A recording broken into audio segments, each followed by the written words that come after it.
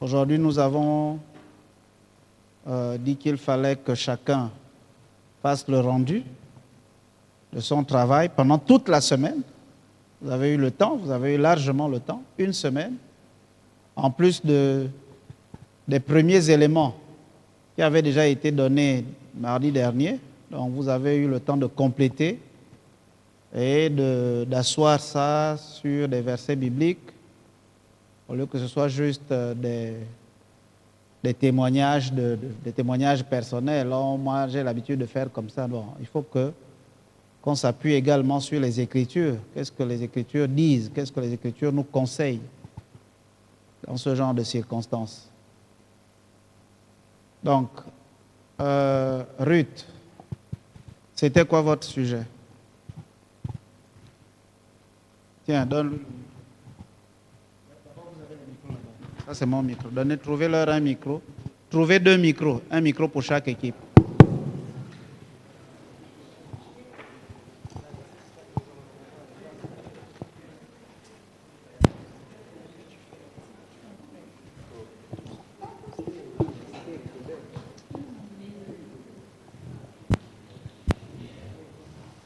Donc, il faut rappeler la thématique, sinon la question, pour dire ça simplement, quelle était la question sur laquelle vous deviez travailler. Vous avez commencé à travailler mardi dernier et vous deviez poursuivre jusqu'à aujourd'hui. Il faut donner tous les détails de la question pour que les autres, surtout que vous avez beaucoup de personnes qui n'étaient pas là, enfin vous avez 2 ou 3 personnes qui n'étaient pas là, pour qu'elles comprennent. De l'autre côté aussi, vous avez... Qui n'était pas? C'est Mira. Les autres, tout le monde était là.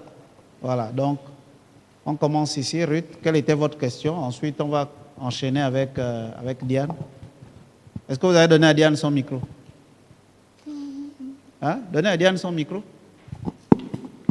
Voilà. Ruth, on t'écoute.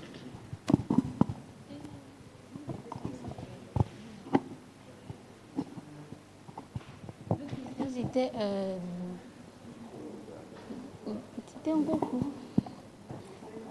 Ouais. Le frère, la question c'était à propos du mariage du frère Grégoire. C'est lui, non? Grégoire qui s'est marié avec une femme au début qui était vertueuse et après le mariage, il a découvert que son épouse n'était pas celle qu'il pensait être avant le mariage.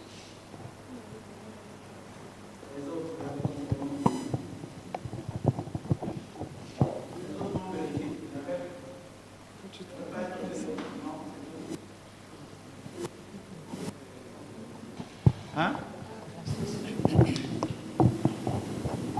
Alléluia. Oui, on s'est dit que, comme elle a dit, le frère Grégoire a trouvé une sœur en Christ qui s'est mariée. Et après le mariage, bon, s'est rendu compte que ce n'est pas vraiment ça.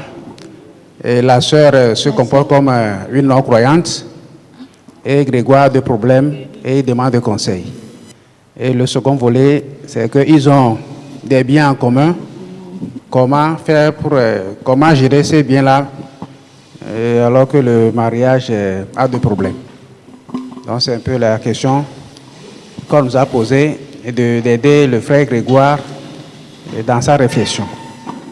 Amen. N'y a-t-il pas un élément que vous oubliez? Qui dit si?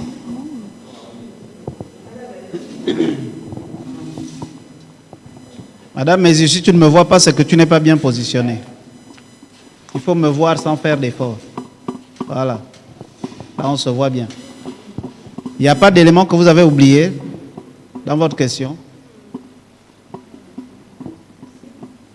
Hein? Oui, lequel?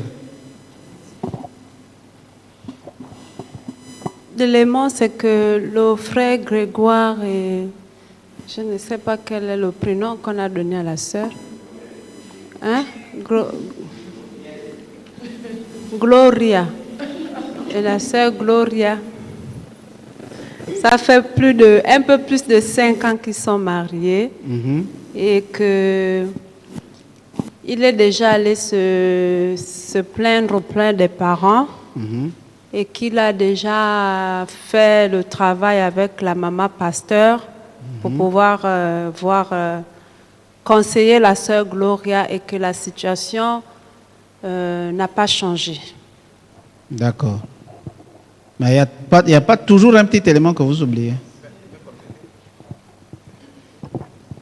Et il y a des frères au sein de l'Église qui proposent au frère Grégoire de faire notre choix parce qu'il y a d'autres sœurs dans l'Église qui sont encore très zélées et qui pourront l'aider dans ses affaires. Merci. Il lui propose d'autres sœurs, c'était ça? Il y a une sœur avec qui le frère Grégoire est très proche, rapproché, et avec qui, bon. Ah bon? C'était ça? Le frère Grégoire avait, avant de se marier avec, avec Gloria, il avait, on va dire, il était en démarche de mariage avec une sœur de l'église, mais qu'il avait fini par délaisser. Non, c'est pas lui qui l'a délaissé. Voilà. Okay. Donc, ils se sont perdus de vue et en temps, le frère a dû se marier avec Gloria. Et la sœur est là dans l'église. Et puis, on pose la question de savoir comment ce qu'il doit faire, d'autant plus que son mariage ne tient pas et que la sœur avec qui, ceux qu'il avait des vues autrefois, elle est là avec lui dans l'église. Et elle est très engagée. Elle est très engagée. C'est important de préciser. Elle est pieuse. Voilà. Ok. Donc, le groupe, vous avez... Les absents, vous avez compris? Pour que vous ne soyez pas perdus quand ils vont développer. Alors, Diane, c'était quoi la question?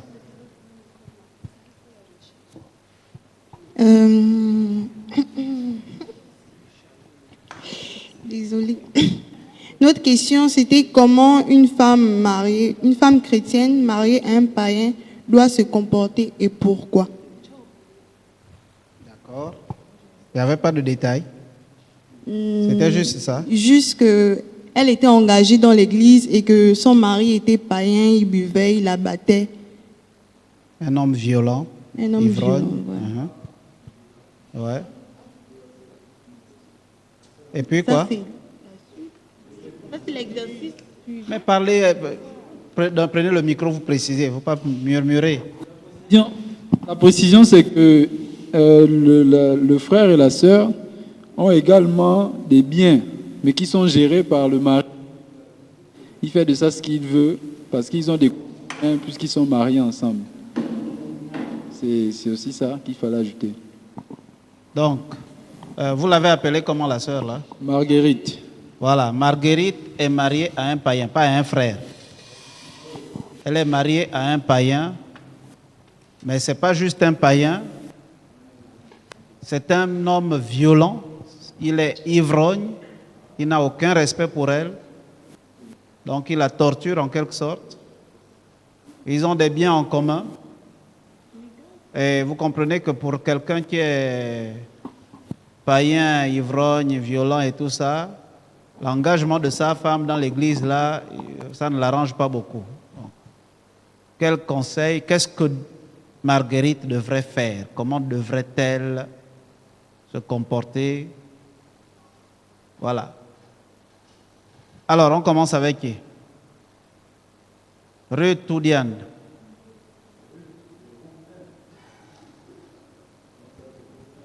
Alors, Ruth, allons-y.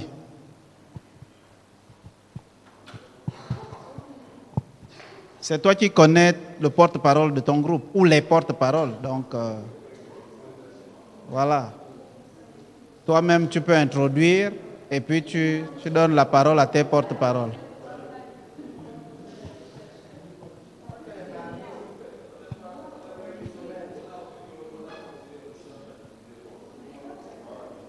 Mais ce n'était pas à moi de vous dire de vous concerter. Vous avez eu une semaine. Ce n'est pas mardi qu'on vient se concerter. Vous avez eu une semaine. Vous auriez pu vous concerter pendant toute la semaine. Donc là, vous vous débrouillez à faire un rendu qui soit correct. On a eu une semaine ou pas? Mais voilà. Ce n'est pas au moment de rendre le devoir qu'on fait encore les recherches. Il y a eu un temps pour les recherches, il y a eu un temps pour la rédaction, et il y a un temps où on rend. Là, c'est le temps de rendre le devoir. Donc, Ruth, tu as la parole. Selon moi, je vais pas. Toi aussi, il faut aller trouver ton groupe, pas te cacher derrière les écrans. Il faut donner ce que tu as trouvé. Oui, Ruth. Mais comme on a dit, on ne donne pas. C'est pas seulement les mariés là. Donc moi, je vais parler selon moi. Parce que toute la semaine, j'ai réfléchi sur le sujet. Moi, je ne comprends pas d'abord pourquoi est-ce que Grégoire, c'est Grégoire. Grégoire, qu'est-ce qu'il a d'abord poussé à croire que la femme ils étaient compatibles, si je peux dire ça comme ça. En fait, qu'ils étaient compatibles, pourquoi il est allé vite se précipiter dans le mariage? En fait, moi, je me suis tellement posé la question toute la semaine. Qu'est-ce qui s'était passé pour qu'il n'a pas pris la peine d'observer d'abord celle qui était d'abord avant pour aller juste se marier avec celle qui croyait pieuse et puis à la fin, elle n'était pas celle qu'elle prétendait être. Là, c'était ma question d'abord. Moi, c'est un peu ça. Pour moi, c'est ça. C'est la question. Maintenant, qui va répondre? Mais maintenant, tu as trouvé quelle réponse? Demande à ton groupe. C'est quoi la réponse? C'est pas moi qui vais répondre.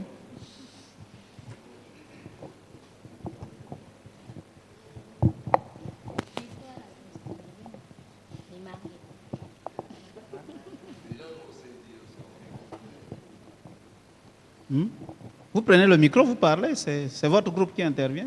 Ce n'est pas juste Ruth, hein, c'est tout le groupe.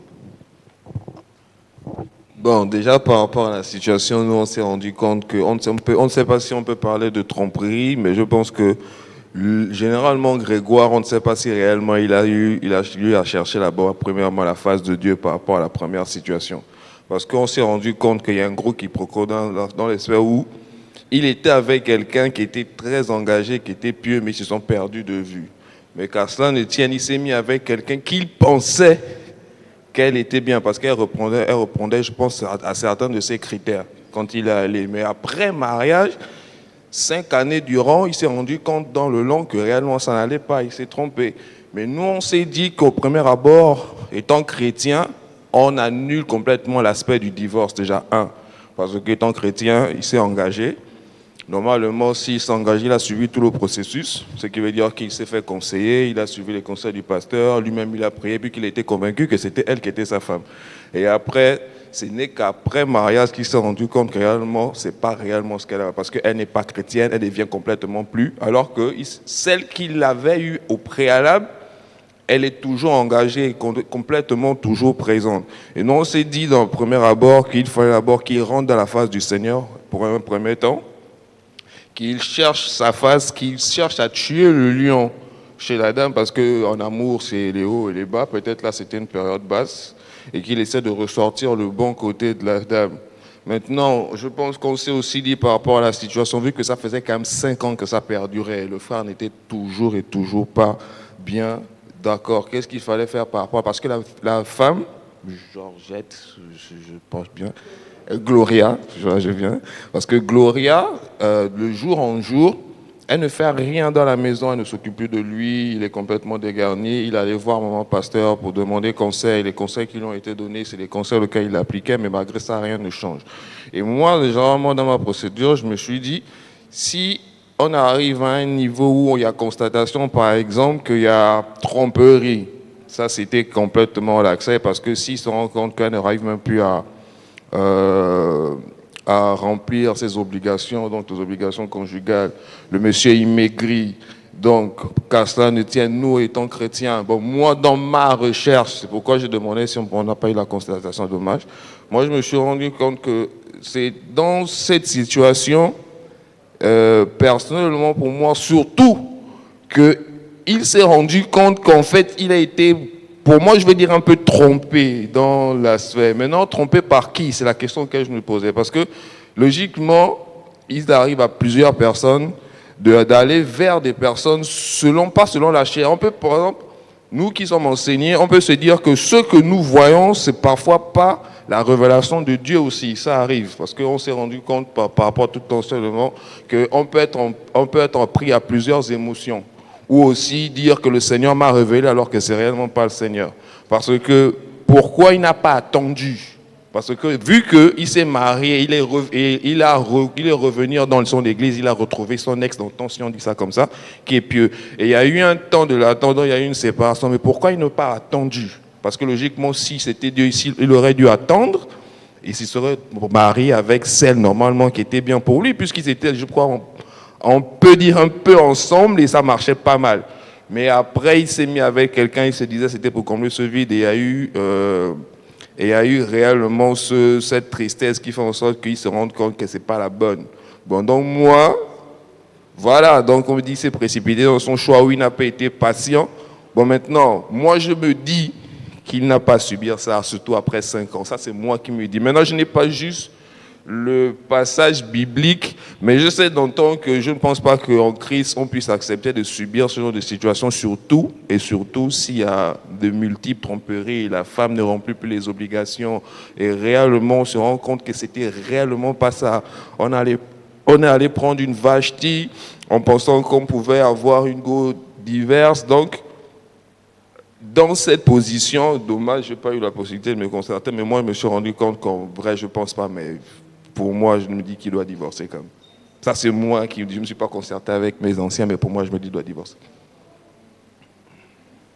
Non, ça, c'est moi, hein, je répète. Maintenant, mon groupe, si tu m'accompagnes ou pas, mais moi, je parle pour moi. Après longue étude, bibliquement, vu qu'il y a, en fait, il y a quand même un gros temps, parce qu'il y a trop d'éléments qui font en sorte que il s'est complètement gouré dans ce choix, carrément. Parce que soit il n'a pas été attentif, soit il n'a pas été attentif aux enseignements. Vous suivez, ou bien on vous disqualifie. Donc je disais, pendant que les autres rendent leur copie, vous n'avez pas à tricher. Vous avez eu tous le même temps. Voilà, donc vous suivez. Parce que c'est ce qui est dit, ça nous importe, ça nous intéresse tous. Donc il y a un élément de réponse qui pourrait venir de vous. Ce n'est pas parce que c'est leur sujet que vous ne pouvez pas apporter un plus. Oui. Donc je disais que moi, je me dis, soit il n'a pas été attentif, il n'a pas suivi, il a suivi la chair. Il n'a pas réellement demandé la face de Dieu, parce que Dieu ne ment jamais, Dieu ne se trompe jamais. Parce que si c'est Dieu réellement qui te révèle, forcément, tu ne devais pas taper poteau, comme on dit. Déjà, la preuve en est, pourquoi je le dis? Parce qu'il a eu la possibilité de revoir son ex. C'est souvent rare, difficile. Ça peut arriver, mais surtout si c'est la même église, tu revois la personne avec qui tu étais censé partager ta vie, qui n'a jamais changé, qui est toujours droite, qui sert le Seigneur. Et toi, tu as choisi quelqu'un dont tu te disais servir le Seigneur était Dieu. Et après, tu te rends compte que tu arrives dans un foyer où tous les jours, c'est les prières, c'est les pleurs. Je ne pense pas que le Mara, c'est fait pour plier genoux tous les jours. Donc, je me dis, logiquement, ils trompent et puis il va expliquer ça au pasteur. Mais pour moi, il doit se séparer. Catégorie, pour moi, il doit se séparer. Ils doivent se séparer? Oui, pour moi, ils doivent se séparer. D'accord. Bien sûr. Shalom. Et bon, comme on l'avait dit depuis mardi dernier, on s'est rendu compte que notre frère Grégoire s'est marié à une non-croyante. Là, je vais lire quelque chose dans la Bible sur cette position. Voyons dans 1 Corinthiens 7, à partir du verset 10, 11, 12 et 15. Là, la Bible dit, verset 10, 1 Corinthiens 7, verset 10. À ceux qui sont mariés, j'ordonne, non pas moi, mais le Seigneur, que la femme ne se sépare point de son mari. Si elle est séparée, qu'elle demeure avec son mari, et que le mari ne répudie. Si elle est séparée, qu'elle demeure sans se marier, ou qu'elle se réconcilie avec son mari, et que le mari ne répudie point sa femme. Verset 12. Le Seigneur... Aux autres, ce n'est pas le Seigneur, c'est moi qui dis. Si un frère et une sœur non croyantes vois pas bien. Lisez-moi. À une femme non croyante et qu'elle consente à habiter avec lui, qu'il ne la répudie point. 15. Hein? 15. Si le non-croyant se sépare, qu'il se sépare, le frère ou la sœur ne sont pas liés, dans ces cas-là, Dieu nous a appelés à vivre en paix. Voilà, m'appuyant sur ces versets, bon, je me suis dit que c'est vrai, le frère Grégoire s'est trompé, comme on l'a constaté, mais le mariage, c'est un chemin de non-retour, selon la Bible, puisque le jour-là de célébration, on dit que c'est pour le meilleur et le pire. Donc, il s'est marié, voilà, on suppose que c'est le pire qui est arrivé. Bon, il n'y a pas de retour, mais puisque pour le moment, il n'y a pas de danger pour qu'on puisse parler de séparation, on se considère la sœur Gloria comme un fardeau pour lui. Il doit prier, continuer de prier pour la sœur, pour que la sœur revienne à Christ, parce qu'on s'est dit qu'elle est non-croyante. Donc, non, on s'est rendu compte finalement qu'au fait, elle n'est pas.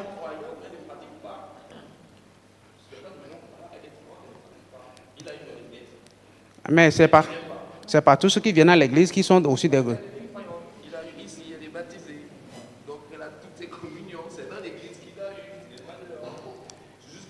Bon, ok, laissez-moi aller, je vais terminer. Bon, au nom de l'amour qu'il a poussé vers la sœur Gloria, c'est parce qu'il a aimé que finalement le mariage a eu lieu. Donc, au nom de l'amour, là, il doit toujours continuer de supporter la sœur dans sa prière, avec espoir qu'au même moment, faire les démarches qu'il est en train de faire pour que ça arrive.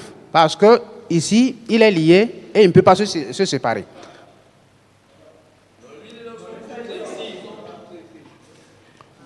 Il ne peut pas se mettre. Quand nous lisons toujours le même chapitre de 1 Corinthiens, il est dit là que, bon, tant que les deux sont toujours, tant que l'un des deux est vivant, il ne peut pas se séparer. Même s'il se sépare, il ne pourra pas se marier encore. Là, il est toujours lié. Donc le mieux, c'est de continuer de prier pour la sœur, continuer de prier avec les rencontres, les entretiens, pour que la sœur revienne à de meilleurs sentiments, pour vraiment se calmer, rester au foyer. Sinon, ici, il n'y a pas autre possibilité que de prier pour sa conversion, pour son changement. À mon point de vue, c'est un peu ça.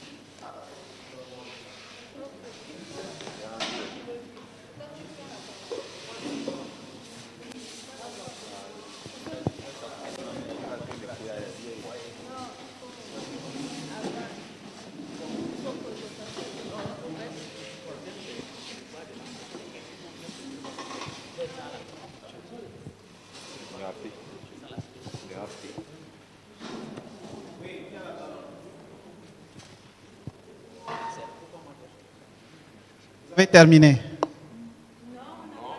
Mais allez-y, on vous écoute parce qu'on doit donner la parole aux autres aussi.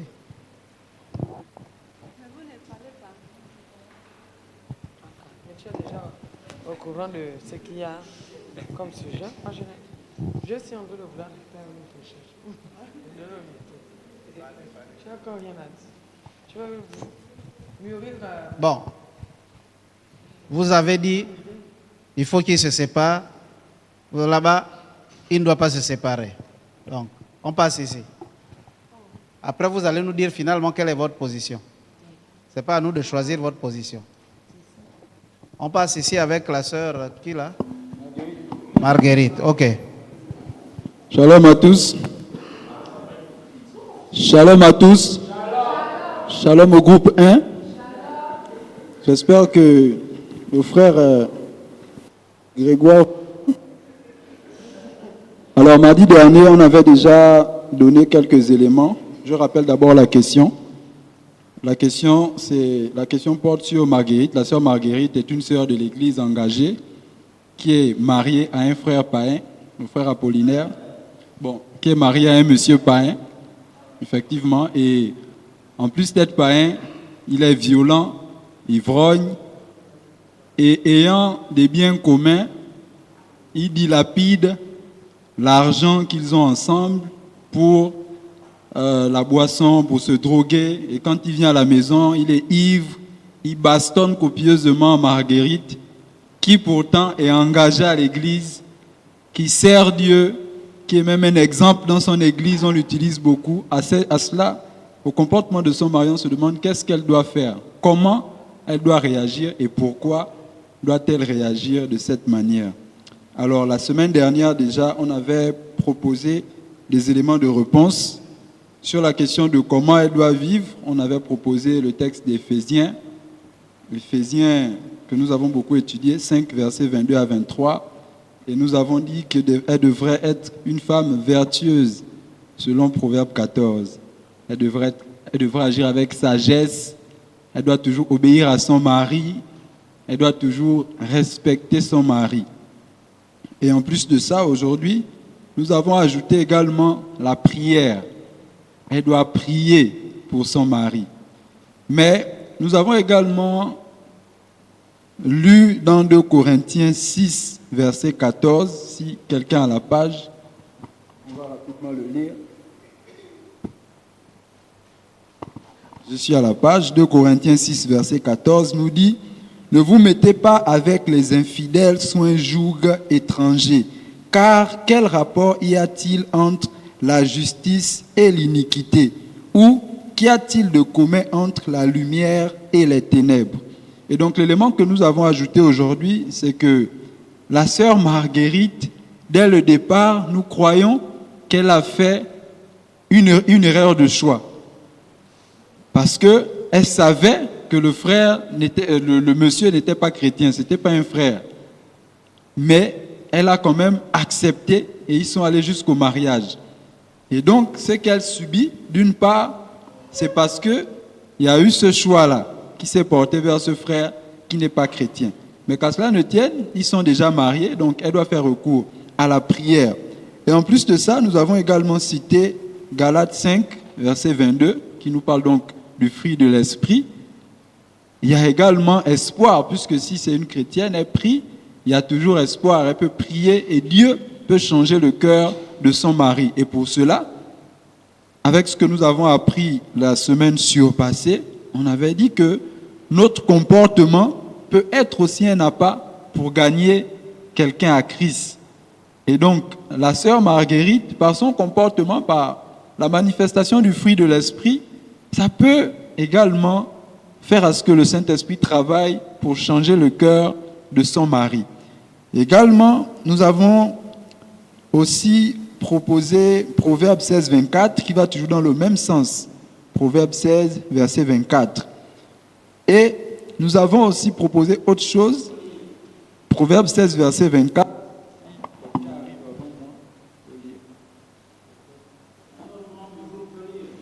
Proverbe 16, verset 24.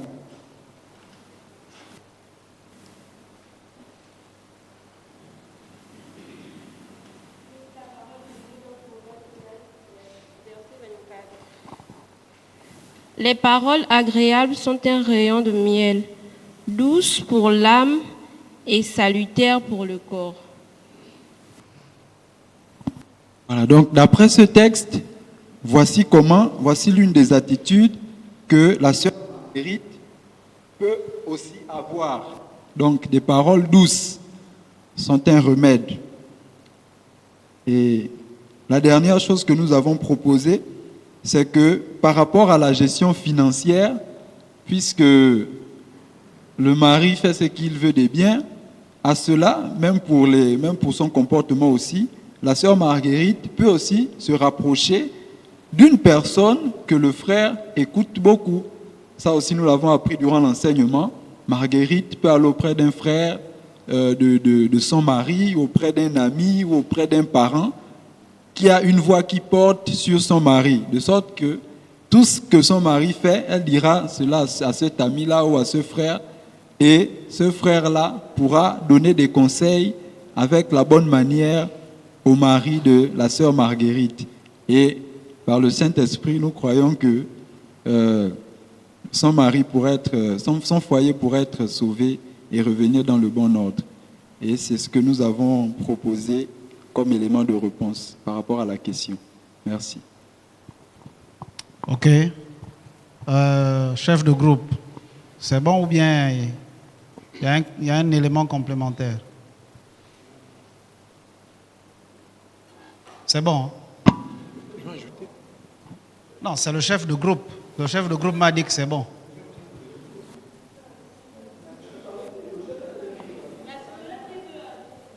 Il veut ajouter. D'accord. Pour revenir par rapport à ce que l'ancien venait de dire, je peux ajouter quelques éléments très importants aussi à l'intérieur, ce que j'ai énuméré. Ici, la sœur Marguerite doit avoir l'amour et la patience. Ça, c'est d'abord ce qu'elle doit manifester. Parce que l'amour est patient, l'amour ne se sonne pas le mal. Malgré tout ce que son mari peut faire, elle doit toujours être dans la patience. Selon 1 Pierre 3, versets 1 et 2. S'il y a quelqu'un qui est dans la page, je peux prendre, essayer un peu de lire. 1 Pierre chapitre 3, versets 1 à 2. Pierre 3, verset 1 à 2. Femmes, soyez de même soumises à vos maris, afin que si quelques-uns obéissent point à la parole, ils soient gagnés sans parole par la conduite de leurs femmes, en voyant votre manière de vivre chaste et réservée. Donc, cette parole est certaine et il n'y a pas de commentaire à faire sur ça. Et vous comprenez bien la parole de Dieu. Donc, la deuxième chose ici, rester dans la relation si c'est possible. Rester dans la relation si c'est possible. Parce que la femme est tellement en danger. Parce que l'homme est tellement violent, bastonne vraiment la femme. Mais, ils se sont mariés. Donc, la femme doit faire le nécessaire de rester, malgré tout. Et s'il voit que sa vie est menacée, là, il peut agir, voilà, elle plutôt, elle peut agir maintenant autrement. Parce que là, c'est un cas compliqué. Et on peut prendre selon 1 Corinthiens chapitre 7, versets 12 à 13. Une parole de référence par rapport à ça. 1 Corinthiens chapitre 7, versets 12 à 13. Ça venait d'être lu. On venait de le lire. Le diacre venait de le lire. Voilà. Troisième élément ici, sanctification par le témoignage. Ça, c'est un élément très, très important. Le témoignage, vraiment, c'est très bénéfique dans nos foyers. Si j'ai un mauvais témoignage, ça ne peut pas marcher. Donc, la femme doit veiller sur son comportement, sur sa façon de faire, sa façon d'agir, et c'est très important. 1 Corinthiens chapitre 7, verset 14. Et quatrième chose ici, chercher du soutien. Dans cette situation, la femme ne peut pas gérer ça elle-même. Donc, elle a besoin des frères, des sœurs en qui elle peut se confier pour qu'on puisse aussi lui donner des conseils. Comment elle doit s'adapter, comment elle doit agir. Donc, elle-même, elle ne peut pas se porter. Elle a besoin de l'appui des autres, l'appui des frères et sœurs en Christ ou besoin de l'aide du pasteur ou du maman pasteur pour qu'elle puisse lui donner des conseils. Voilà. Et la cinquième chose ici, prière et discernement. Donc, elle doit prier et elle doit aussi discerner. Donc, elle doit discerner quoi? Discerner par rapport, comment dire, par rapport à sa vie. Parce que là, elle peut aussi mourir par rapport à ça. Parce que les femmes, c'est comme ça. Oui, elle doit discerner. Hein? Voilà, elle doit discerner quoi exactement? Je ne suis pas. Philippiens, on peut prendre le texte de Philippiens chapitre 4, versets 6 à 7. Quel passage? Philippiens chapitre 4, versets 6 à 7. Ok, lisez.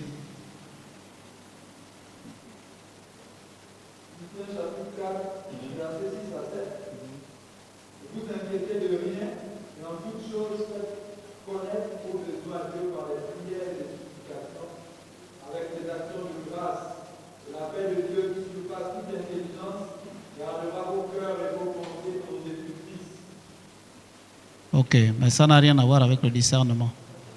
Je mets les deux, hein. Prière et discernement. Prière Ouais. et discernement. Ça n'a rien à voir avec le discernement. Le besoin, la prière, d'accord. Voilà, la prière. Voilà, le besoin de la femme ici, c'est que son mari puisse changer. Donc, on doit demeurer. Ça, c'est son besoin qu'elle doit présenter à Dieu chaque jour. Donc, c'est un peu ça. Ok. Alors, il y a un autre. D'accord.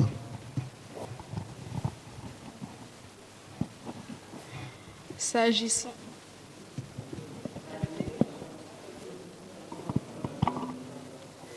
Ok, s'agissant de la gestion des biens, on a dit qu'ils sont mariés sous un régime de communauté des biens.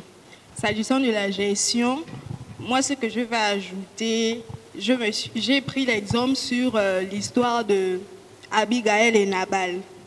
On sait que Nabal c'était un homme insensé, qui mettait son foyer en péril. Et Abigail est allée par derrière, sans que son mari ne soit informé, rencontrer David pour qu'il y ait une sorte d'apaisement, si je peux dire ça comme ça. Donc, la femme ici, elle peut aller voir les officiers d'état civil pour qu'ils pour trouver un accord, comment faire en fait pour protéger ce qui reste comme bien. Voilà. Parce que voilà quoi, la sœur, ça ne suffit plus, il faut agir. C'est ça.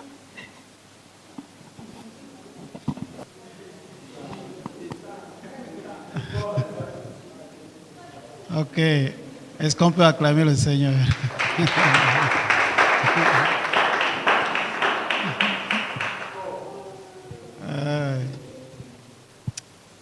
D'accord. Donc, on revient ici. Après, on va essayer de,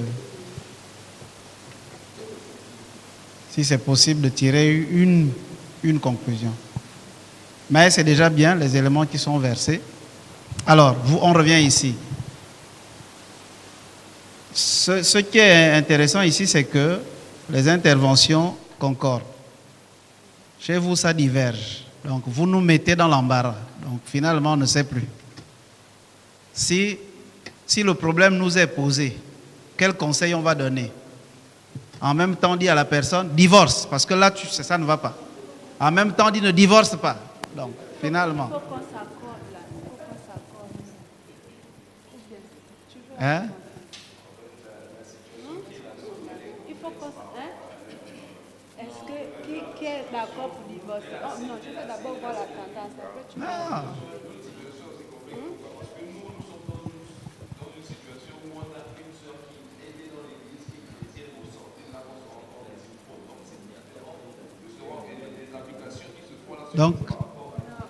Donc la solution la plus facile, c'est la séparation. En fait, qui est d'accord pour le divorcer là? Qui a les arguments pour divorcer là? Levez les mains. Moi, je suis d'accord pour le divorce. Maintenant, les arguments. Qui a les arguments pour divorcer? Moi.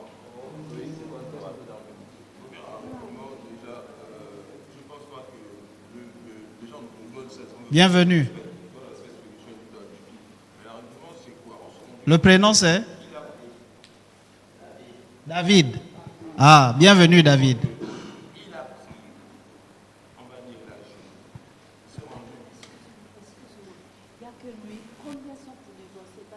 Bon, suivez.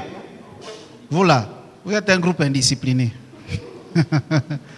Ok, levez-vous, allez dehors, je vous accorde 5 minutes. 5 minutes. Quand vous revenez là, soyez d'accord. Ruth, c'est ton groupe, joue ton rôle. Discipline tes éléments.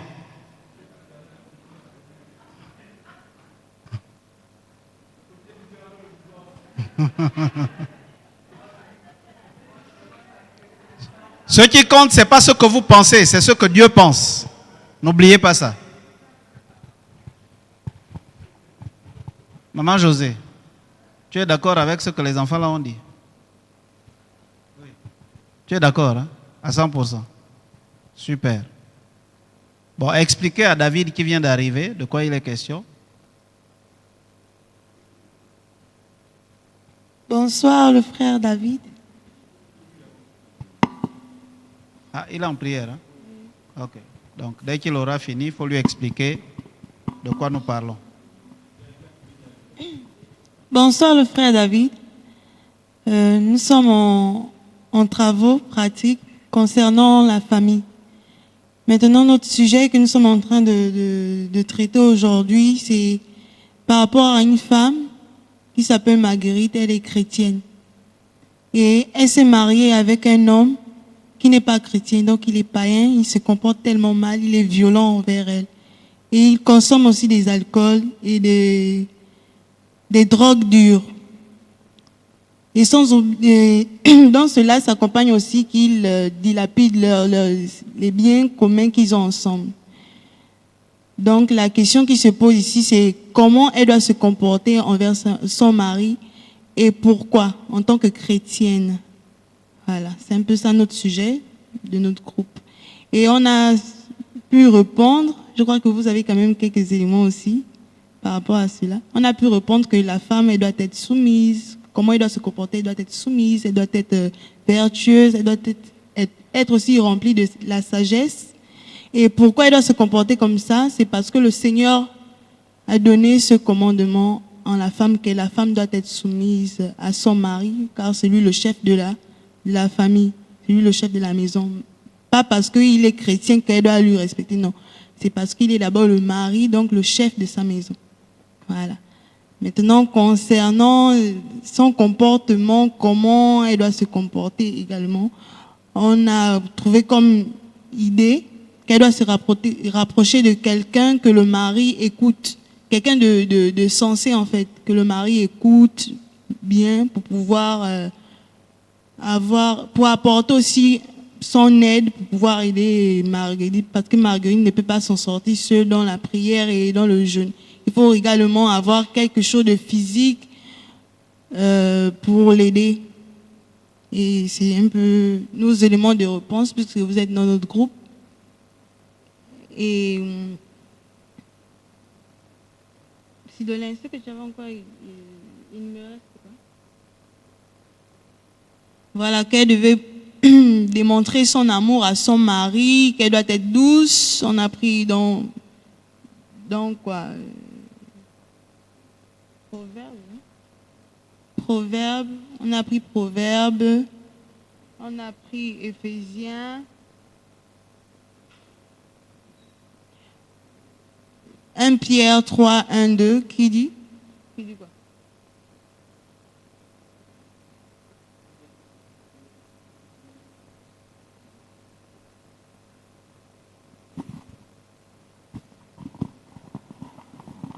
Pierre 3, verset 2. Il faut leur dire que les 5 minutes sont...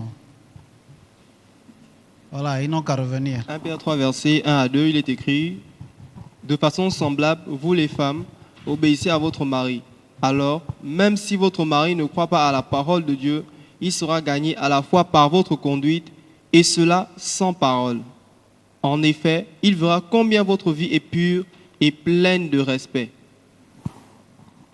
Voilà, c'est un peu ce verset-là qui vient un peu quasiment expliquer comment il doit se comporter dans son foyer. Et par rapport au discernement aussi, qu'elle doit discerner aussi les moments, comment converser avec son mari pour ne pas tout le temps augmenter la colère. Si le mari est prêt à peut-être la battre, comment elle doit discerner ces moments-là et se mettre à l'écart. Parce que c'est aussi sa vie qu'elle est en train de risquer en restant dans ce foyer. Puisque le Seigneur ne conseille pas le divorce. Voilà, la précision est bienvenue, hein, Sidolé. Elle doit discerner les moments.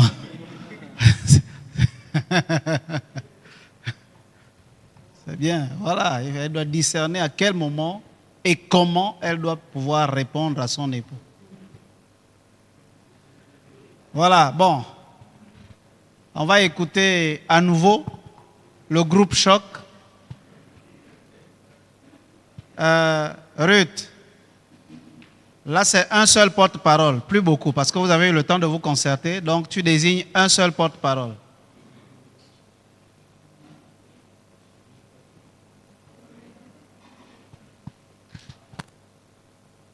Donc, c'est la seule qui parle maintenant en votre nom, parce que vous avez eu le temps de vous concerter et de vous accorder.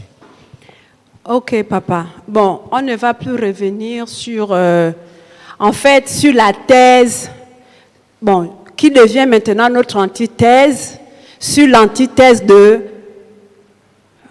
Seigneur, la thèse d'abord, la thèse de la volonté de Dieu, voilà, la thèse de la volonté de Dieu, c'est que lorsqu'on se marie une bonne fois pour toutes.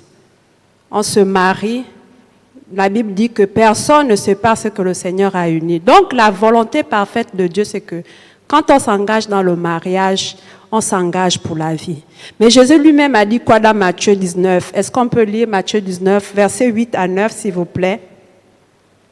Il leur répondit, c'est à cause de la dureté de votre cœur que Moïse vous a permis de répudier vos femmes. Au commencement, il n'en était pas ainsi. Voilà. Mais je vous le dis, que celui qui répudie sa femme, sauf pour infidélité, et qui en épouse une autre, comme un adultère. Amen. Ici, là, on retient celui qui répudie sa femme, sauf pour infidélité. Donc, nous, on constate que la sœur Gloria a rompu l'alliance de la fidélité avec son mari.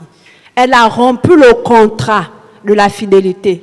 C'est vrai que dans l'histoire, dans le contexte qui nous est décrit, on ne spécifie pas qu'elle a été peut-être infidèle, elle a fait des adultères, mais l'infidélité ici, c'est pas seulement l'aspect d'adultère, d'aller avec un autre homme, mais si ça se trouve, c'est peut-être même le cas de la sœur Gloria.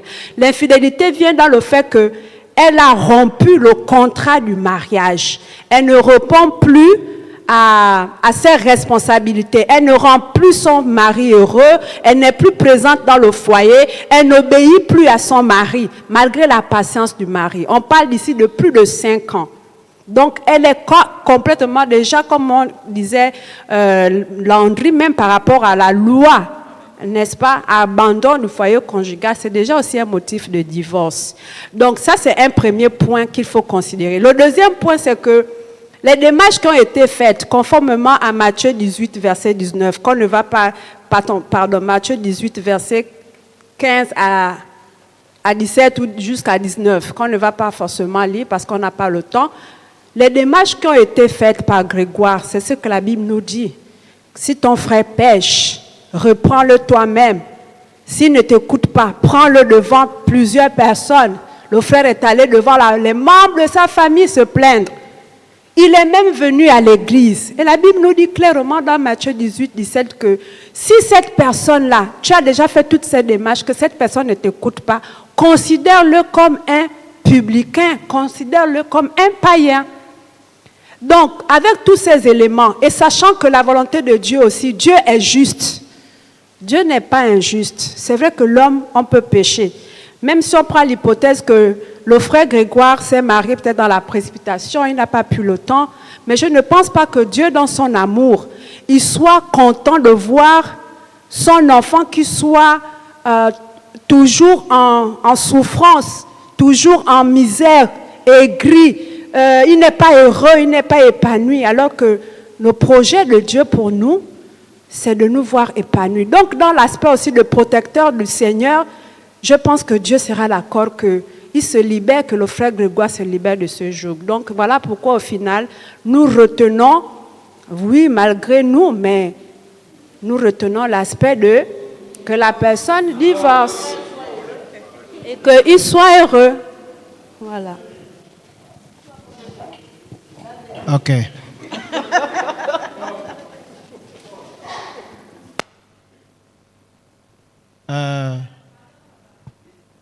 On est d'accord sur la gestion des biens. Jésus lui-même nous a montré l'exemple. Lorsqu'il a fait la multiplication des pains, il a dit à ses disciples, ramassez tous les restes. Et dans 1 Timothée, la Bible nous dit que celui qui ne prend pas soin de sien, en fait, c'est un païen, c'est un infidèle. Donc, on doit prendre soin de nos biens, on doit prendre soin de notre famille.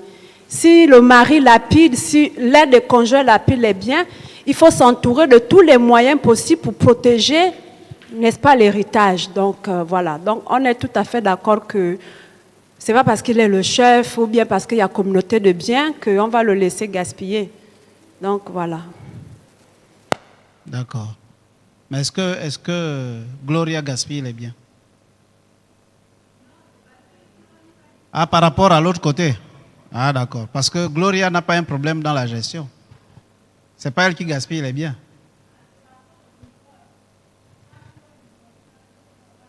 Oui, c'est tout à fait normal.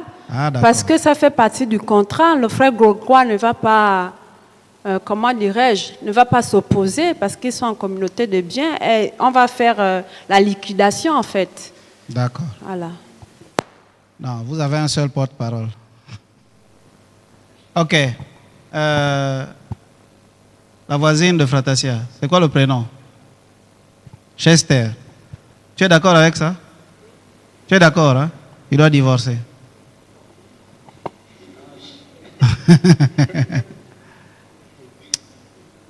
Alors, je voudrais commencer avec vous pour vous dire, lorsque Jésus dit qu'on fait la démarche et on le considère comme un païen. Bon. Donc on suppose que c'est quoi? Gloria. On suppose que Gloria est païenne, n'est-ce pas? Est-ce que le fait que Gloria soit païenne donne l'autorisation de la répudier? Ah ah.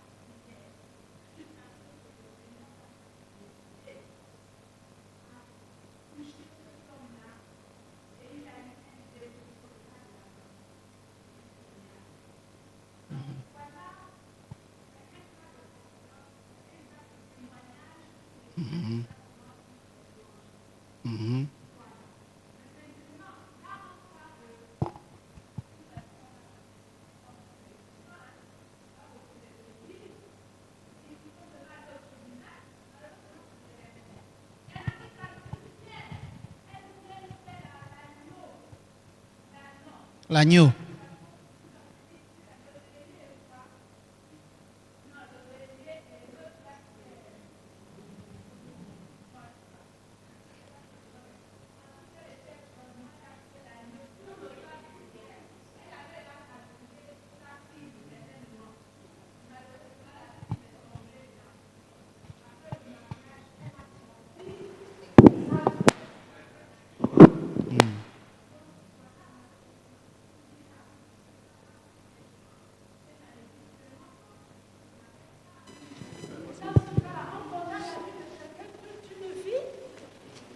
C'est ça le problème. Est-ce que la personne va être condamnée toute une vie?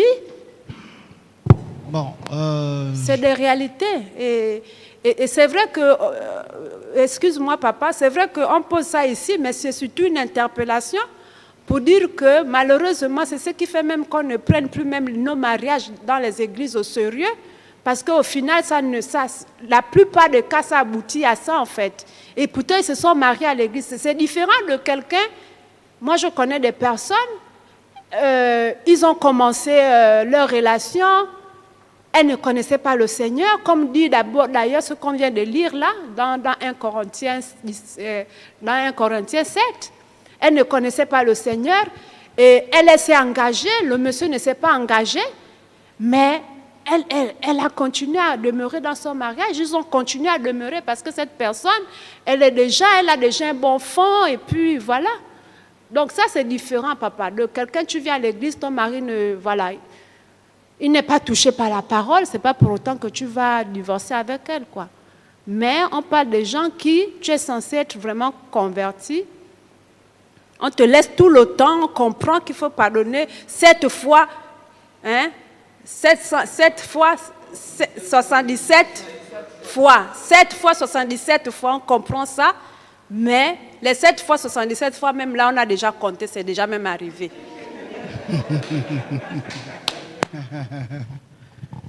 Ok. Alors, j'étais sur le point de vouloir vous dire ceci. Quand Jésus dit, lorsque vous avez fait une démarche auprès de quelqu'un qui se disait frère, qui est dans l'église, vous avez fait une démarche d'abord individuelle, ensuite en présence de 2 ou 3 personnes, ensuite devant l'église. Jésus dit, considérez-le comme un païen. Ça suppose quoi? Ça suppose qu'il faut repartir à la démarche initiale. Ça veut dire que ne le considérez plus comme un chrétien, mais comme quelqu'un qui a besoin de conversion. Donc, comment devons-nous nous comporter face aux païens? Est-ce qu'on doit les repousser ou est-ce qu'on doit chercher à les attirer? Est-ce qu'on doit leur fermer la porte ou est-ce qu'on doit prier pour que la grâce de Dieu les visite? Il faut faire très attention avec ça. Dans l'interprétation, il faut faire attention. Ça ne veut pas dire considérez-le comme un païen. Ça veut dire, bon, c'est fini. N'ayez plus de relation avec lui, etc., etc. Un païen, qu'est-ce qu'on fait? On fait la démarche de l'amener à connaître le Seigneur. La démarche de l'amener à la repentance. C'est ça. Maintenant, si cette démarche n'aboutit pas, bon, au moins vous aurez fait votre part. Voilà. Parce que n'oubliez pas que Jésus donne à dessein la parabole du fils prodigue. C'est à dessein que Jésus donne cette parabole. Il peut arriver que quelqu'un s'égare, il s'éloigne complètement, mais si le père est resté à gémir en faveur de son fils, le père qui est resté à la maison, qui a été touché, meurtri, blessé, trahi, il est resté à pleurer certainement. Il est resté certainement à prier. Dit Seigneur, souviens-toi, garde-le, protège-le là où il est. Et la grâce de Dieu l'a touché là où il était. Et voici que ce fils prodigue est revenu. Donc celui qu'on peut considérer comme un païen aujourd'hui, peut devenir une source de bénédiction demain. Nous avons l'exemple de Paul. On nous dit que Paul et Barnabas se sont séparés. Pourquoi? Qui se rappelle? À cause d'un frère qui était avec eux, qui les avait trahis. Un frère qui était pourtant au départ très engagé, qui était pourtant au départ très sérieux. Mais il est arrivé un moment où il les a trahis, il les a lâchés, il les a abandonnés. Bon, c'est vrai que la Bible ne précise pas qu'il est redevenu païen, non. Mais n'empêche qu'il les a complètement abandonnés, il les a trahis. Sauf que le même Jean-Marc est devenu une source de bénédiction pour le ministère de Paul. Voyez? Donc, la Bible nous dit, je reviens également là-dessus, quand la Bible dit, vous pardonnerez, non pas 7 fois, mais 7 fois 77 fois, en fait, ce n'est pas qu'il faut compter, qu'on a compté, qu'on a dépassé, non. C'est pour vous montrer que nous sommes en train de parler de la famille et surtout du mariage. Et on dit qu'il faut aimer comme Christ aime l'Église. L'image, elle est très très fondamentale. De quelle manière est-ce que Christ aime l'Église? De quelle manière est-ce que Christ t'aime toi, même moi? Comment est-ce que Jésus nous aime? Comment est-ce qu'il nous démontre son amour? Est-ce que tu peux compter le nombre de fois où tu as trahi Jésus, mais où Jésus t'a quand même pardonné? Est-ce que tu peux compter? Hein? C'est ce que je dis. Est-ce que nous pouvons imaginer le nombre de fois que nous l'avons trahi, que nous l'avons blessé, mais qu'il nous a quand même pardonné? Même si tu t'es converti il y a 4 mois seulement. Pire encore pour nous autres qui sommes dans le Seigneur depuis 15, 20 ans ou plus. Donc imagine depuis ta conversion. Avant tu étais dans l'ignorance. La Bible dit Dieu ne tient pas compte des temps d'ignorance. Ok.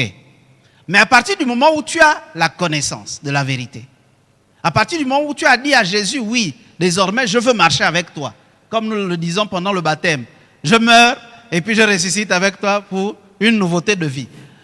Depuis le moment où tu as fait cette proclamation, cette déclaration, et les 15 ans, les 10 ans ou les 5 ans après, est-ce que tu peux imaginer le nombre de fois que Jésus a été blessé, profondément blessé dans son cœur, à cause de ta trahison?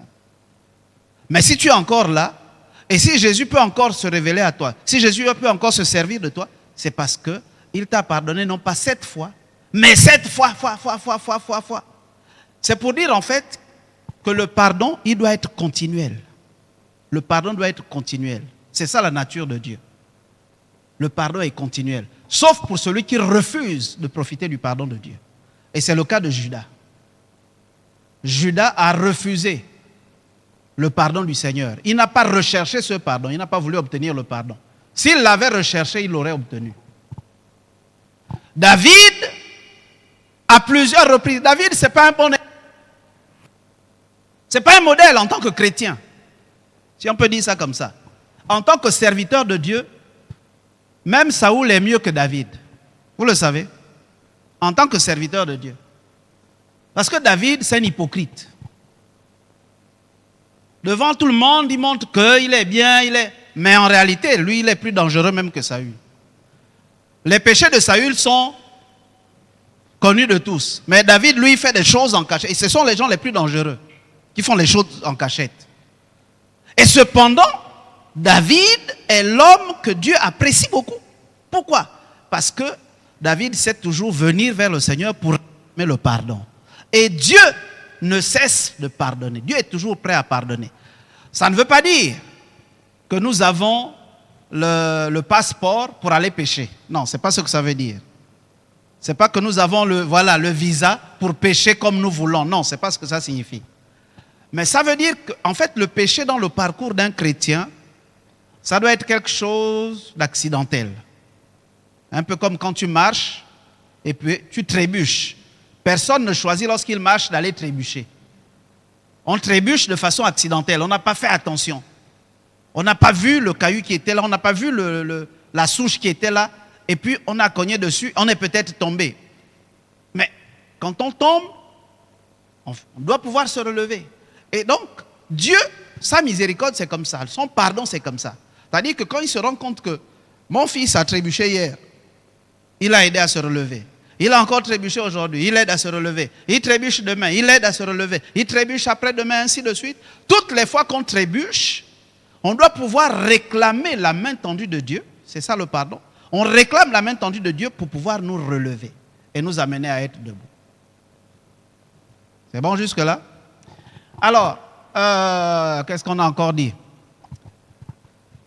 Donc, pour terminer avec vous, ou bien pour continuer avec vous, le divorce ne doit pas être, nous nous positionnons en tant que conseillers.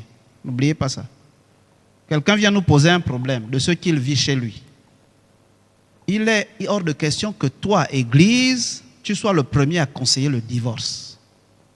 Il est hors de question. Le divorce, Marguerite Gloria, Marguerite c'est ici. Gloria est considérée comme une païenne. Est-ce que la Bible dit que parce qu'elle est païenne, il faut la chasser? Au contraire. La Bible dit ne chasse pas la païenne. Si elle consent à vivre avec toi, c'est le passage que Papa Francis a lu.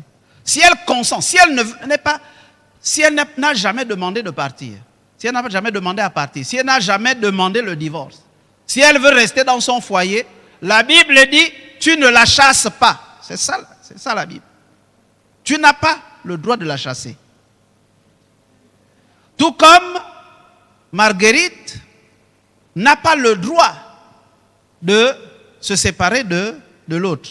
En revanche, ce que la Bible dit, c'est que le non-croyant, donc le mari païen là, la femme païenne, lorsqu'il décide de partir, à ce moment, le croyant est libre. Il est dégagé de toute responsabilité, il est dégagé de tout lien. Et il n'est pas coupable à ce moment. Donc il faut que la démarche viennent de celui qui ne croit pas en Dieu, pas de celui qui croit en Dieu. Pas de celui qui croit en Dieu. La démarche ne doit pas venir de lui. La démarche doit venir de celui qui ne croit pas. C'est pourquoi, suivez, c'est pourquoi lorsqu'il y a des situations, des situations de ce genre, ne soyons pas pressés de conseiller aux gens d'aller convoquer les familles. Parce que chaque fois qu'on convoque les familles, l'issue en général, c'est séparez-vous. Parce que notre enfant n'est pas appelé à souffrir. Séparez-vous. Parce que notre enfant ne doit pas... Non. Il ne faut pas être pressé. Je ne dis pas qu'on ne peut pas les convoquer, mais je dis qu'il ne faut pas être pressé. Le premier recours, c'est Dieu, la prière. La prière et encore la prière, associée aux jeûnes. Parce que par le jeûne et la prière, on peut changer beaucoup de choses. Par le jeûne et la prière, on peut changer les cœurs. On peut demander à Dieu d'incliner les cœurs même les plus rebelles.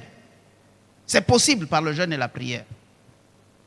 On a beaucoup de témoignages. Une maman, je crois que je ne sais plus de quelle maman pasteur il était question, mais une maman qui faisait ce témoignage où elle a gémi pendant près de 20 ans.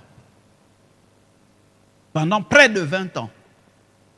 Pendant près de 20 ans. C'était difficile. C'était pénible. Mais lorsque finalement Dieu a visité son foyer, waouh, c'était vraiment, comme on dit, le ciel sur la terre. Donc c'est toujours possible. Et un enfant de Dieu doit toujours croire, jusqu'au dernier moment, doit toujours croire que Dieu est capable de changer la situation. Ne pas compter sur ses propres ressources, ne pas compter sur ses propres capacités, ne pas compter non plus.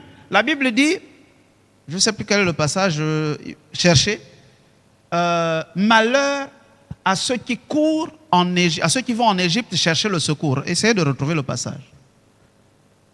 Malheur à ceux qui vont en Égypte chercher le secours. Le secours dans de telles situations, ce n'est pas forcément l'Égypte. Donc ce n'est pas le tribunal. Ce n'est pas forcément le tribunal. Ce n'est pas forcément le conseil de famille. Sauf si le conseil de famille est composé d'hommes remplis du Saint-Esprit, pleins de sagesse, etc. Sauf si. Mais il faut faire attention, parce que le secours ne vient pas toujours de l'Égypte. L'Égypte, c'est la représentation du système humain, bon, pas seulement judiciaire, mais le système les systèmes que les hommes mettent en place pour régler les situations. Donc, dont le tribunal, la justice, ou les affaires sociales. Avant c'était ça. Toutes les femmes, quand le père de l'enfant ne faisait pas ci, on courait tout de suite aux affaires sociales. Bon, il semble qu'aujourd'hui, ce n'est même plus à l'ordre du jour. Ce n'est plus tant les affaires sociales, je ne sais plus trop. Mais ce n'est pas toujours ça. Parce qu'ils peuvent faire semblant pendant 1 mois, 2 mois, et après, on repart à la case départ. Ça n'a pas réglé le problème. On a juste étouffé un peu. Ça ne règle pas tout. La bonne démarche serait d'abord de se tourner vers le Seigneur. Le jeûne, la prière. Ne nous lassons pas de demander conseil aux frères. Et j'ai bien aimé la proposition, enfin l'argument qu'ils ont. Il faut pouvoir, on l'a dit, c'est valable aussi bien avant le mariage que pendant le mariage. C'est toujours important d'identifier dans sa belle famille ou dans le cercle des amis de son conjoint, des proches de son conjoint, ça peut être dans la famille, ça peut être parmi les amis de mon mari, de ma femme, une voix qui a suffisamment d'autorité et qui peut influencer positivement la personne. Et il y a toujours, si on arrive à discerner, on trouvera forcément au moins une personne ou deux qui ont quand même une certaine influence sur cette personne. Que tout le monde désapprouve, que tout le monde ne comprend pas et tout ça. Mais il y a toujours au moins une personne qui arrive à lui parler. Même quelqu'un qui se montre très méchant, il y a toujours au moins une personne. Quand il dit arrête, il va arrêter. Donc vous identifiez cette personne et il vaut mieux aller vers cette personne pour dire ah, j'ai essayé à mon niveau, mais voilà, est-ce que tu ne peux pas voir avec ta soeur, ta camarade, ton ami, ton frère, ton neveu? Parce que cet aspect-là, vraiment, ça devient un danger pour nous. Alléluia. Donc, divorce, il faut faire ça. Ne conseillez jamais aux gens de divorcer, de grâce. Là, je vous parle, vous en tant qu'Église, parce que demain, vous allez avoir ce genre de situation. Ne conseillez jamais aux gens d'aller faire des papiers au tribunal. Si les gens ont mené leur démarche, c'est à leur niveau. Chacun est libre. Mais ça ne doit pas venir de vous, pas de l'Église. La vocation de l'Église n'est pas de séparer, mais de réconcilier. Et la réconciliation, on va jusqu'au bout. C'est-à-dire jusqu'à ce qu'on se rende compte que, bon, on a épuisé toutes les voies possibles. Et eux, ils se sont entêtés. Là, l'Église n'est pas responsable. Mais l'Église ne peut pas être à l'origine d'un divorce. Ne doit pas être à l'origine d'un divorce. Quand on dit, vous savez, tout le monde dit ça. On ne se marie pas pour souffrir. On ne se marie pas pour souffrir. On se marie pour être épanoui. Mais vous savez, le mariage en lui-même comporte une dimension de souffrance. Hein. Vous savez ça? Le mariage en lui-même a une dimension de souffrance qu'on ne peut pas éviter, qu'on ne doit pas éviter. Pour revenir au modèle de Jésus et l'Église, mais écoutez, Jésus a accepté de prendre une épouse qui lui fait mal au cœur tout le temps. Jésus, qui est l'époux, nous sommes l'Église, l'épouse, mais Jésus a quand même accepté de prendre cette épouse qui lui touche, qui lui fait mal au cœur tous les jours. Tous les jours. Tous les jours. Tout le temps. Il a souffert, non seulement ce qu'il a enduré pendant qu'il était sur la terre, mais même de là où il est. Vous croyez que Jésus est heureux tous les jours? Enfin, Jésus est Dieu, d'accord, mais essayons de nous représenter Jésus qui est là-bas, il est assis sur son trône. Vous croyez que chaque jour, il se réjouit? Vous croyez que chaque jour, il est content? Pas du tout. Lorsqu'il regarde l'Église, rappelez-vous pourquoi Jean, l'apôtre Jean, le livre de la Révélation, le livre de l'Apocalypse, pourquoi il commence par ce tableau sombre? Lisez les premiers chapitres de Jean. Quel est le tableau qui est dressé? Et il s'agit de qui? De l'épouse du Seigneur. Quand vous lisez tous les reproches que le Seigneur fait à l'Église, tu as abandonné le premier amour. Et c'est ce que nous faisons. L'Église abandonne le premier amour. Donc, infidélité, Madame Mézui. Nous sommes infidèles. Nous sommes l'Église, mais nous sommes infidèles parce que le premier amour, le premier engagement que nous avons pris d'aimer Jésus de tout notre cœur, de toutes nos forces, mais nous ne le respectons pas. Souvent, nous sommes infidèles à ce niveau. Ils reprochent le premier amour. Ils reprochent le fait qu'on introduit des hérésies. Donc, des choses qui n'ont rien à voir avec la volonté de Dieu. On introduit ça dans l'Église.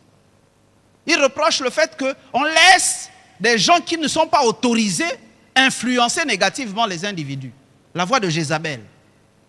Tu laisses celle qui se dit prophétesse, hein, induire mon peuple en erreur. Nous laissons. Ça, c'est l'Église. Mais le mariage de Jésus avec l'Église, c'est un mariage pour Jésus. C'est un mariage de souffrance. C'est une alliance de souffrance. Cependant, malgré cette souffrance, Jésus n'a pas décidé de rompre avec l'Église. Il n'a pas décidé. Et heureusement pour nous. Parce que s'il décidait de rompre, waouh! Que ferions-nous là?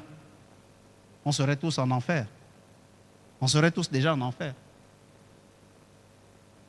Donc, j'insiste là-dessus, Église, ne conseillez jamais aux gens le divorce.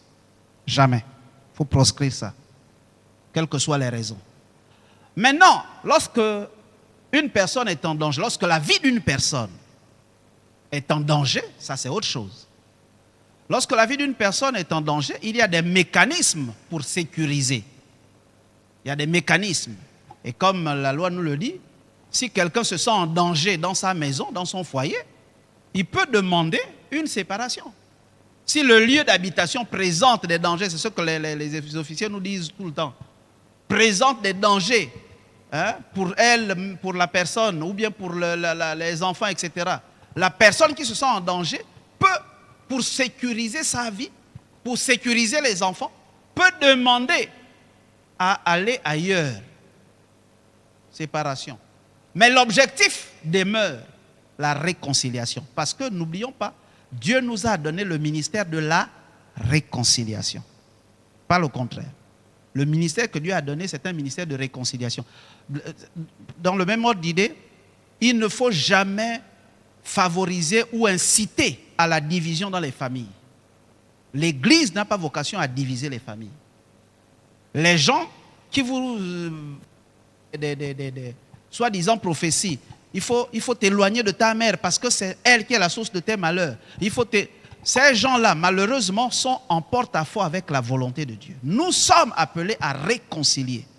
Là où les gens ne se parlent pas, là où les gens ne s'entendent pas, notre responsabilité, c'est de tout mettre en œuvre selon que nous pouvons le faire, donc dans la mesure de nos moyens, dans la mesure du possible, de les réconcilier. Nous sommes des ouvriers de paix, des agents de paix, des dispensateurs de paix. Pas le contraire. On ne doit pas venir attiser le feu de la haine dans une famille. On ne doit pas venir attiser le feu de la haine dans un foyer. Surtout pas. Surtout pas.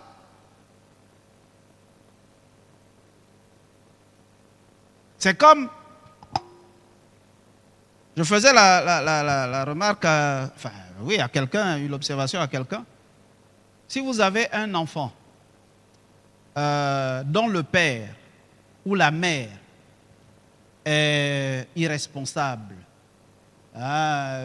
comme on dit, c'est un vaurien, etc. Devant l'enfant, ne commettez jamais l'erreur de traiter son père ou sa mère d'irresponsable. En fait, ne diluez pas l'autorité que ce parent assure son enfant à cause peut-être de ce que vous constatez. Est-ce que jusque-là vous suivez? C'est-à-dire, bon, Rufin, vraiment, c'est un ivrogne, c'est tout le temps, on le chasse à gauche, à droite, on le ramasse dans les caniveaux. Et puis l'enfant de Rufin est là. Mais ton père là, est-ce que tu sais que ton père là, c'est rigolo? Il ne faut jamais faire ça. Parce que l'enfant doit toujours avoir une image positive de son père ou de sa mère. Et il faut veiller à ce que ça demeure. Et même lorsqu'il prend de l'âge, qu'il atteint l'âge, comme on dit, de la raison, qu'il peut maintenant par lui-même constater que son père ou sa mère est irresponsable, il faut que la notion d'autorité parentale demeure dans son esprit.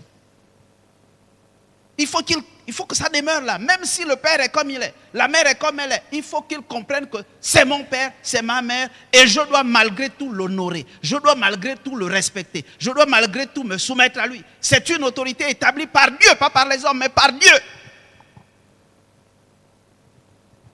Donc, dans un foyer, ne vous mettez jamais en travers de la volonté de Dieu. Jamais. C'est pourquoi l'Église doit insister de plus en plus sur le choix. Au moment du choix, s'il vous plaît, c'est au moment du choix qu'il faut être rigoureux.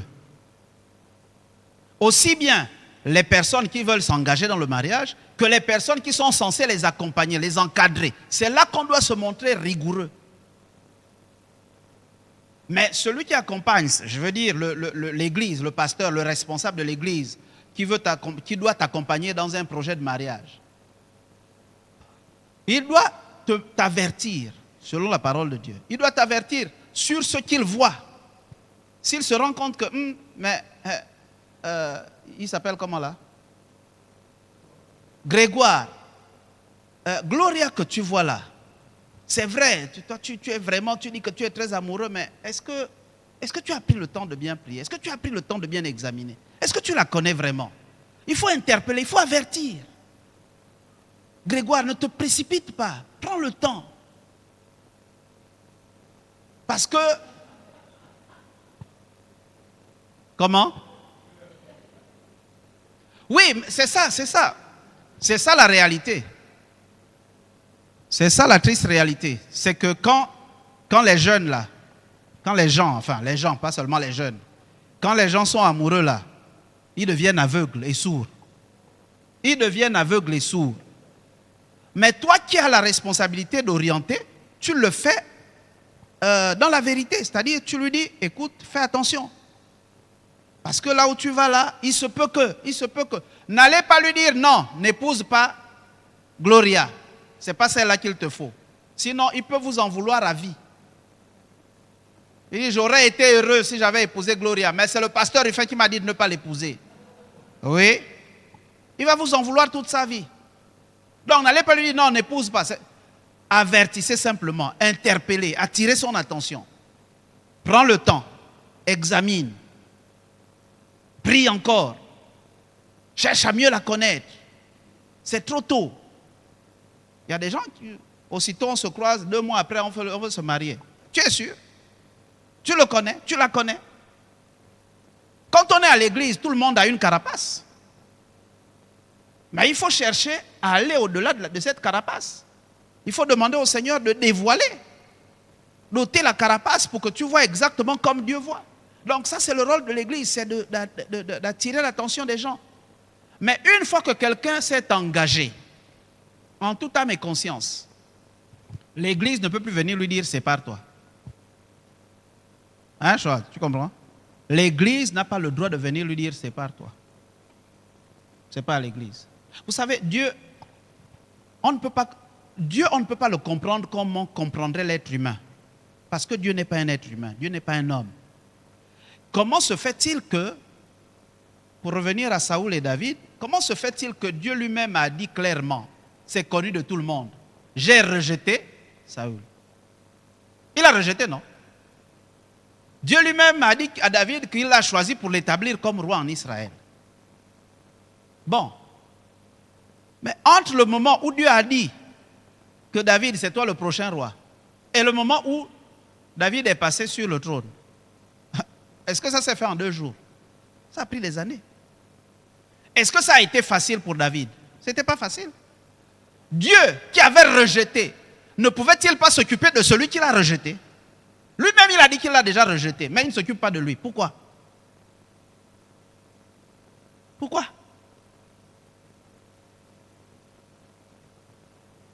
Parce que c'est qui? C'est Jacques. C'est Jacques, hein? Dieu ne tarde pas dans l'accomplissement de sa promesse, comme certains le pensent. C'est Pierre, hein? Pierre, il ne tarde pas, mais ne voulant qu'aucun périsse, il use de patience envers tous. Pourquoi? Parce qu'il veut que tous parviennent à la repentance. Dieu use de patience envers tout le monde, même les gens mauvais. Il sait que lui-là est mauvais, mais il se montre patient. Parce que l'objectif du Seigneur, c'est que tous, ou du moins le désir du Seigneur, voilà, le désir du Seigneur, c'est que tous parviennent à la repentance. C'est que tous changent de voie. C'est pourquoi il dit à Ézéchiel, lorsque je dis que le méchant va mourir, si le méchant revient de sa mauvaise voie et se tourne vers la bonne voie, je vais oublier ce que j'ai dit, je vais oublier même son péché. Et inversement, lorsque je dis que celui-là, vraiment, il est juste, mais s'il se détourne aussi de la justice, eh bien, tant pis pour lui. Donc, c'est ça. Donc, Église, s'il vous plaît, faisons attention. Marguerite, elle a vraiment intérêt à prier. Elle a intérêt à beaucoup prier, se montrer patiente.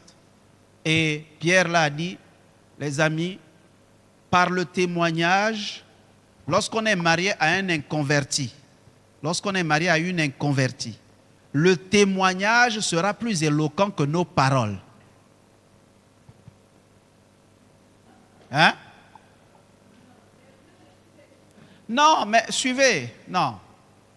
Je dis, parce que il se peut que Marguerite provoque la bastonnade.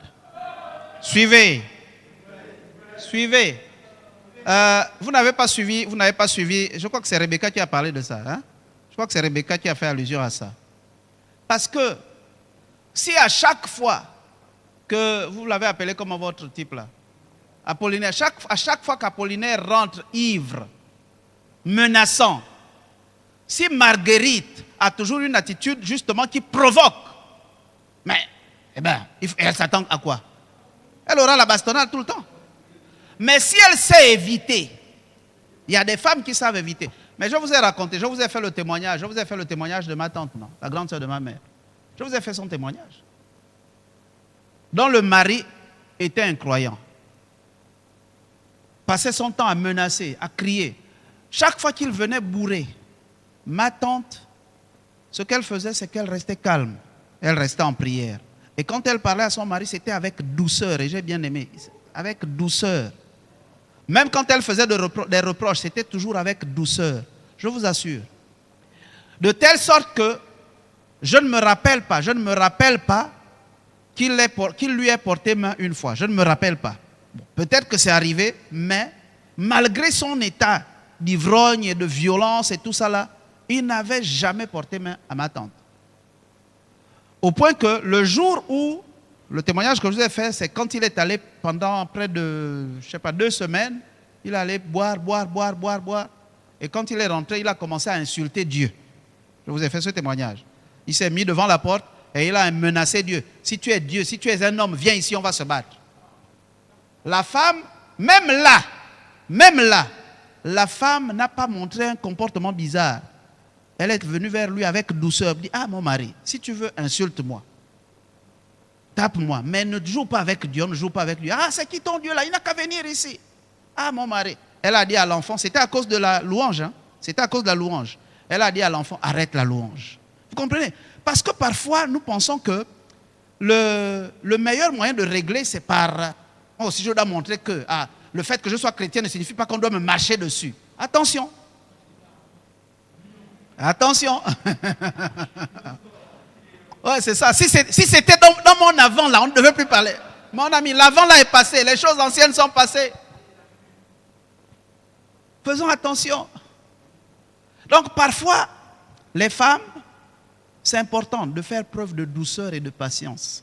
Et vous savez que vous avez été prédisposés à ça, plus que les hommes. Les femmes, dans la création, Dieu vous a prédisposés à montrer plus de douceur et de patience que les hommes. Donc, mettez à profit ça. Ne cherchez pas à devenir forcément, non, moi je dois tenir tête, je dois montrer que... C'est pourquoi je vous dis toujours, attention à cette affaire d'émancipation. Émancipation dans le mauvais sens, c'est dangereux, c'est diabolique. Dans le mauvais sens, c'est diabolique. C'est diabolique. La femme doit demeurer douce, quelle que soit la situation. Elle doit demeurer patiente. Maintenant, pour ce qui est des... On en vient de le dire, si sa vie est menacée, c'est autre chose. Elle prend les dispositions. On n'a pas dit que forcément elle doit accepter que le mari vienne l'étrangler et puis bon, elle va... Non, c'est pas ça. Si sa vie est vraiment menacée, elle peut prendre des dispositions, rencontrer des autorités pour dire, bon voilà, si la démarche auprès de l'église, si la démarche auprès des parents, auprès des amis n'aboutit pas, à ce moment, elle peut dire aux autorités administratives pour dire, ah, je suis en danger, mon mari menace de me tuer. Mon mari a tenté de m'étrangler, par exemple, hier, je me sens en insécurité. À ce moment, on prend les dispositions, on vous dit, bon, écoutez, pendant un temps, chacun reste de son côté. Ça, c'est possible. Et si, quand elle se sépare, ça ne veut pas dire qu'elle va, mettre une croix sur l'idée de reprendre avec son mari. Non, elle va continuer à prier. Si Dieu se révèle à elle, si Dieu se révèle à lui, c'est gagné.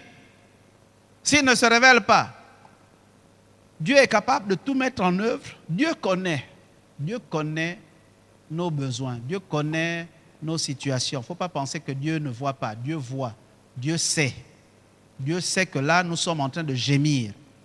Mais n'oubliez pas, Dieu était conscient qu'Israël gémissait en Égypte. N'oubliez pas. Cependant, ça n'a pas empêché que le peuple d'Israël gémisse en Égypte. Est-ce que vous comprenez? Dieu voyait comment son peuple gémissait en Égypte. Et on a fait un enseignement là-dessus. On a dit que le peuple d'Israël a fait combien d'années d'esclavage en Égypte? Combien?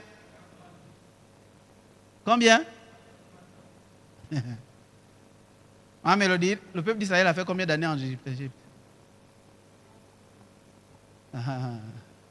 Bélange, combien? Ludmila, combien? 400.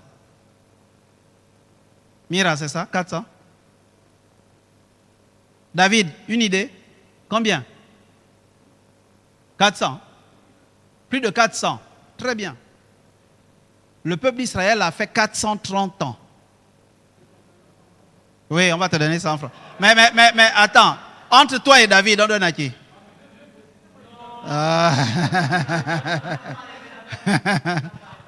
On va d'abord encourager David. Parce que pour sa première participation, quand même, on va l'encourager. Le peuple d'Israël a fait 430 ans. Dieu lui-même était conscient que les 400 années prédites étaient arrivées, n'est-ce pas? Est-ce que Dieu n'était pas conscient de ça? Dieu lui-même avait dit que c'est 400 ans, non? Le délai qu'il avait fixé est arrivé. Mais ils ont fait 30 ans supplémentaires. Est-ce que ça veut dire que Dieu ne voulait pas voir son peuple heureux? Si. Donc, la position de Dieu n'est pas forcément la position des hommes.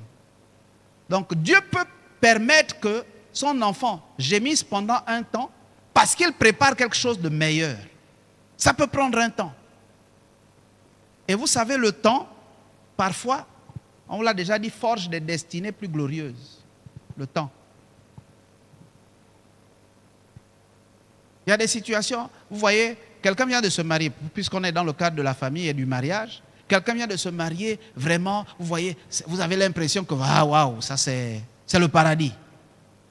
Hein, tout de suite, c'est voyage à gauche, telle chose, on lui a offert, surtout les femmes, on lui a offert une nouvelle voiture, on lui a ouvert un magasin, et puis vous êtes là, vous regardez, vous dites, waouh, ça vraiment. Et puis à côté, il y a une qui trime un peu, c'est difficile, c'est compliqué. Mais je vous assure, le temps peut faire la différence. Parce que là où c'est vite, là parfois, au bout de 5 ans, oh, ça ne va plus. Et les exemples sont nombreux. Les exemples sont nombreux. On a reçu, on va terminer, on a reçu à AVA, on était à AVA, on était au département famille, bon, département famille et puis le conseil, on recevait généralement les futurs mariés.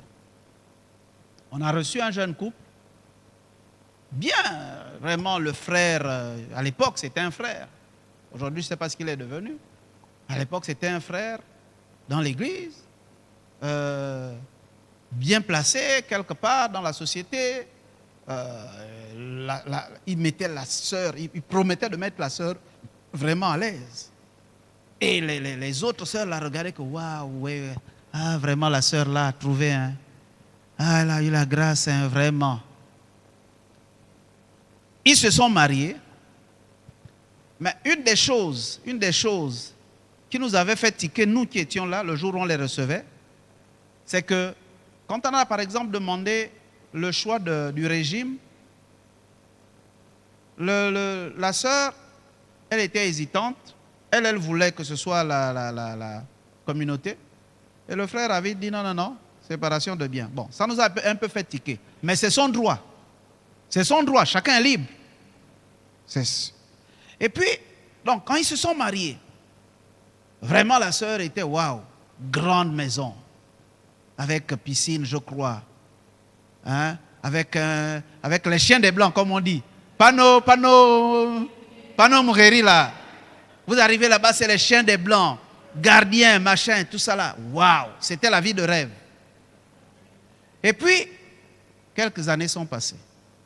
Je ne sais même pas si ça a fait 10 ans. Je ne sais même pas. Mais, au bout de ces quelques années-là, ça a commencé déjà. Punching ball. Le frère a commencé à s'entraîner à la boxe avec la sœur. Et puis, finalement, aujourd'hui, ils sont divorcés.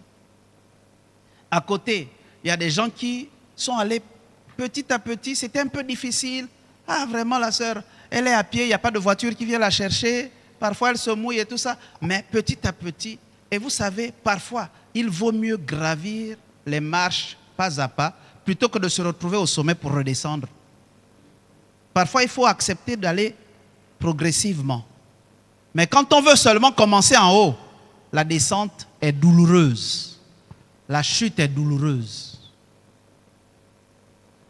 Donc voilà ce que je peux dire donc au sujet de Grégoire, Gloria et Marguerite.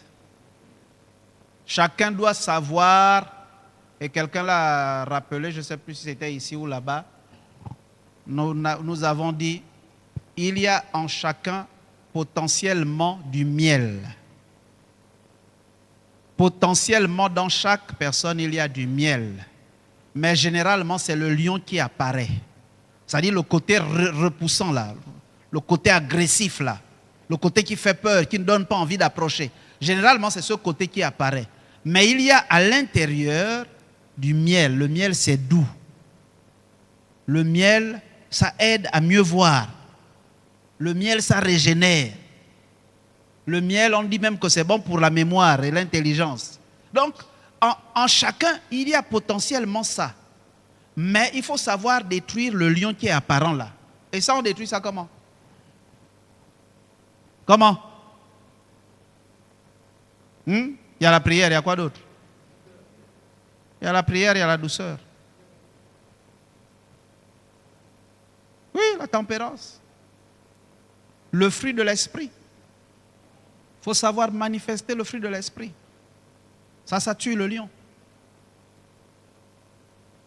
Mais si tu as un lion devant toi et que tu te présentes comme un léopard ou bien comme une panthère, mais c'est la confrontation. C'est la confrontation. Donc voilà, en quelques mots, ce qu'on peut dire à ce sujet, c'est des situations que nous serons peut-être amenés à rencontrer. Je ne vous souhaite pas de vivre ça. Je ne souhaite à personne de vivre ce genre de situation. Qu'il n'en soit jamais ainsi.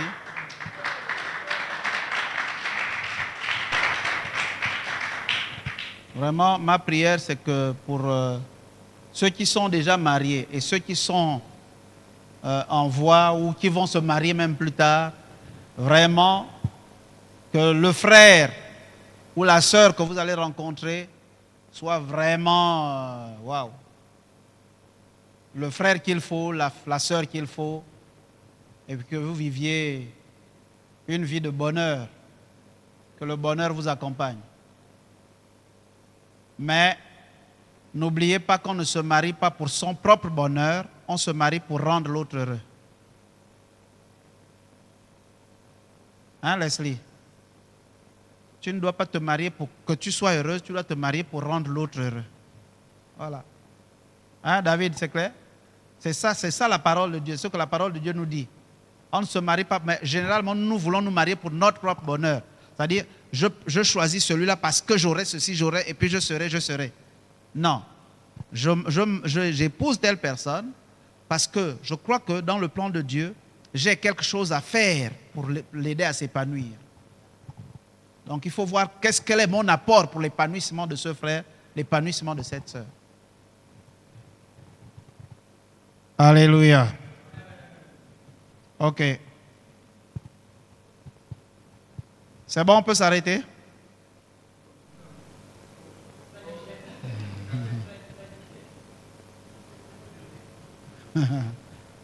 Ok, la prochaine fois, mardi prochain, préparez-vous. Oui, pour un nouveau cas.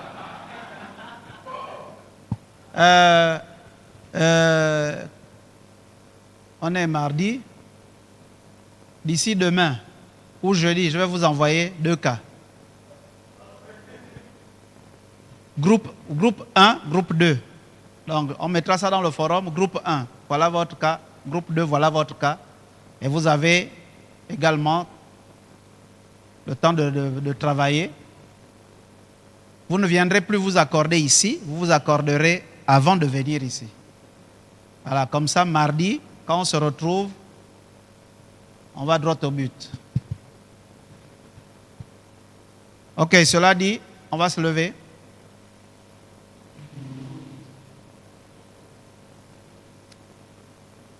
Alors, Diane, tu peux nous aider à prier?